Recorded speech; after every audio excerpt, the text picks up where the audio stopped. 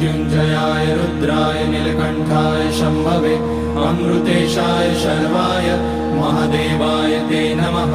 नमस्तेऽस्तु भगवन् विश्वेश्वराय महादेवाय त्र्यम्बकाय त्रिपुरान्तकाय त्रिकाग्निकालाय कालाग्निरुद्राय नीलकण्ठाय मृत्युञ्जयाय सर्वेश्वराय सदाशिवाय श्रीमान् महादेवाय नमः। ॐ नमः शम्भवाय च मयोभवाय च नमः शङ्कराय च मयस्कराय च नमः शिवाय च शिवतराय च।